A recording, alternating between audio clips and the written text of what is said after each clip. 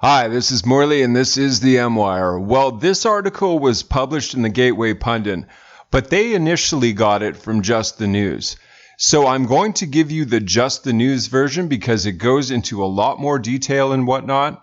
It's going to be a little lengthy, folks, but if you haven't been following the Georgia audits, this video will be very good on bringing you a synopsis, if you will, of what has been going on, and save you a lot more time if you don't want to watch a lot more videos. But I will put it in the playlist for Georgia audit updates like I do all of them, should you want more details on what's been going on.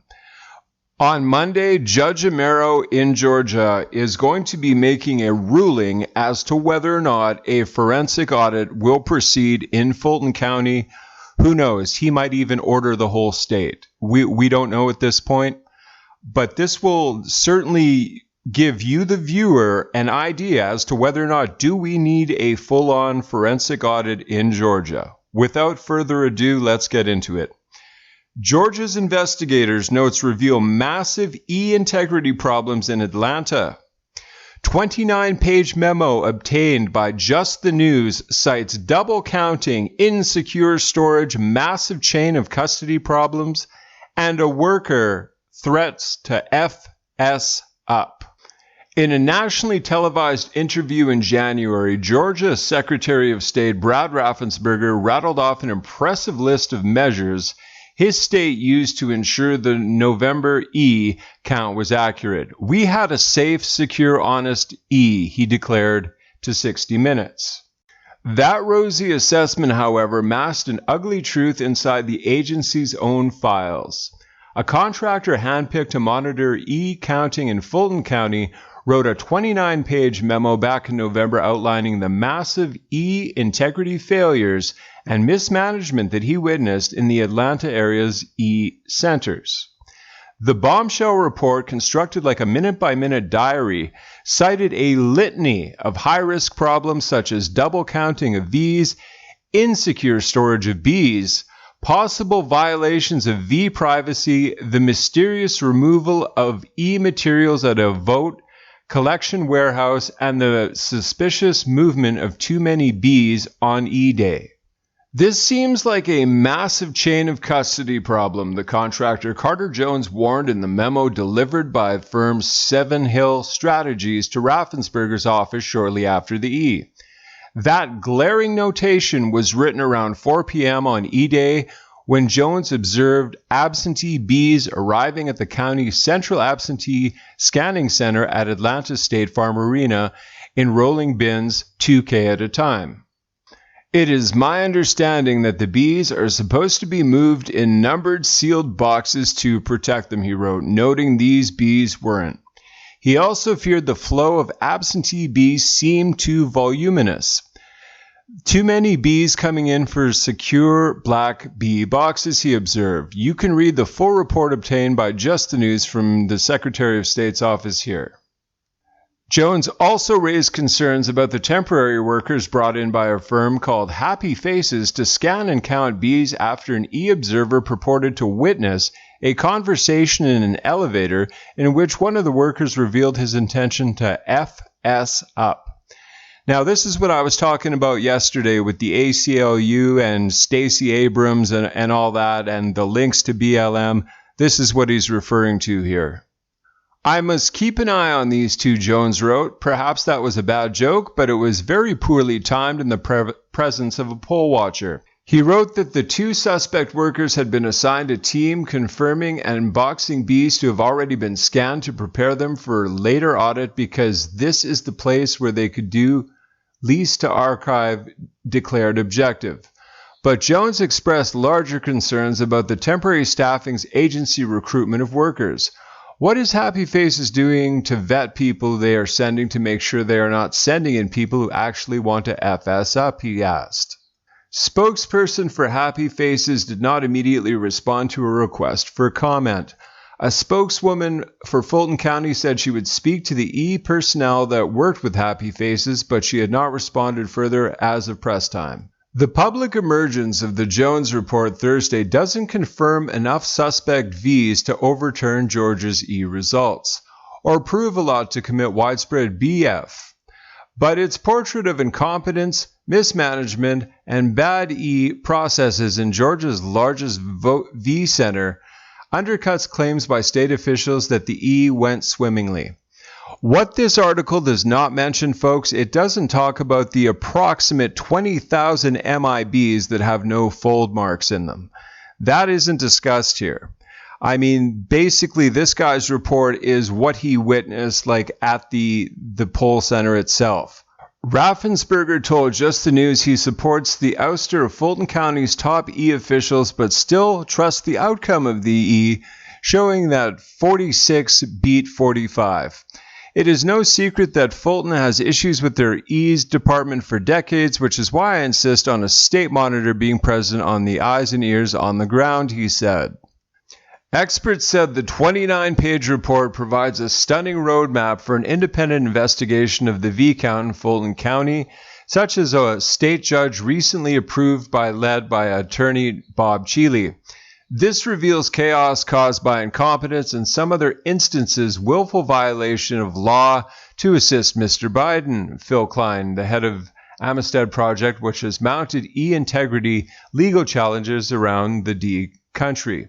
This is consistent with the evidence we are finding in Arizona, Pennsylvania, Michigan, despite efforts at intimidation by Attorney General Garland.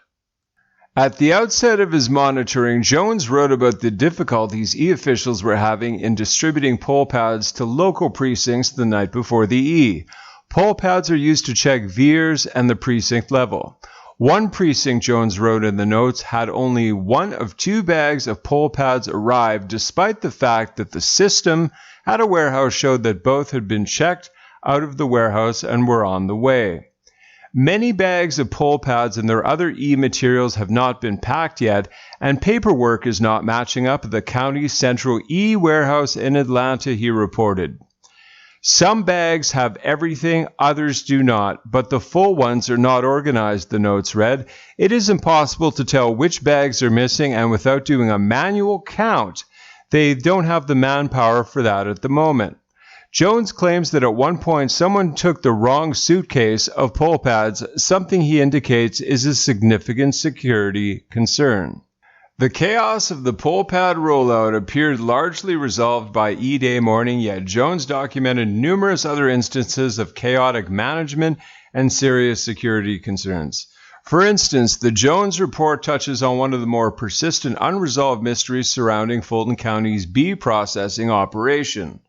When officials at State Farm Arena appeared to order most E-workers to go home around 10:30 p.m., after which a skeleton crew continued to count bees. News reaches warehouse that Secretary Raffensperger ripped Fulton just came through the wire. Apparently someone asked about Fulton stopping scanning at 10:30 while every other county is still working, and Secretary and Fulton can't get anything right, the notes read. Just before 11:30 p.m., Jones notes confusion about whether or not they're still scanning at the State Farm because there were reports that the rest of the staff and press to leave, but I am still getting number reports. Jones later arrives at State Farm Arena just before midnight and finds staff are still scanning on all 5 scanners. About 20 minutes later, Jones observes orders starting to break down. Ralph newly rescanned some bees that already had been processed by Shea. That was not only the instance in which Jones claims to have witnessed potential double scanning of bees. Observing counting on the second day after the E, Jones writes of a machine that had shut down because it was causing more problems than it was solving, double feeding and cutting through both the envelope and bee, which leads to even more duplicates, he said. On the night of the E, meanwhile, Jones described what appeared to be difficulties managing flash drives in the state's E equipment. They're pulling compact flashes, CF, he said, poll manager on mobile 2 CF and mobile 1 CF slot, which is causing confusion now. People are talking about a master bus problem for the backups, which seems to be causing all the confusion.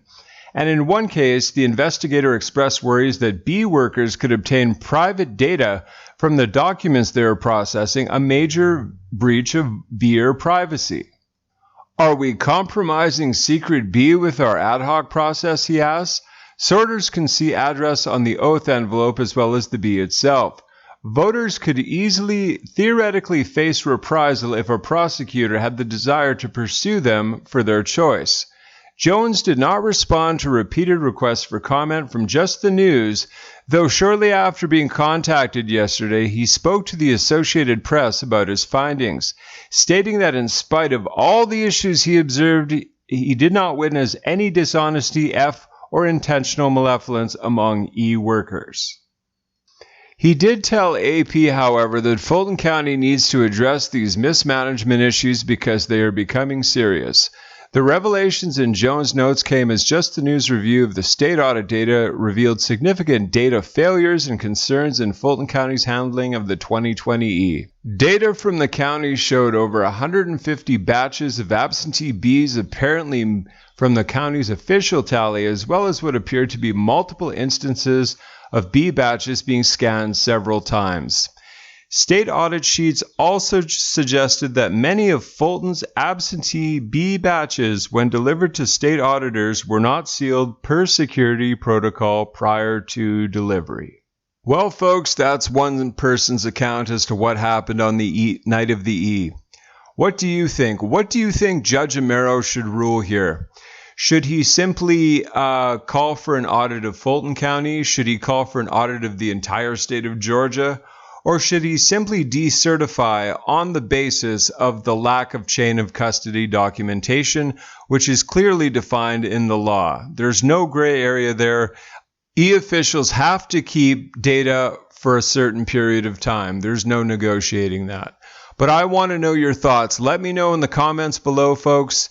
Thank you for coming along with me to this update. Please remember to like, to comment, to share, and to subscribe. Thank you and God bless.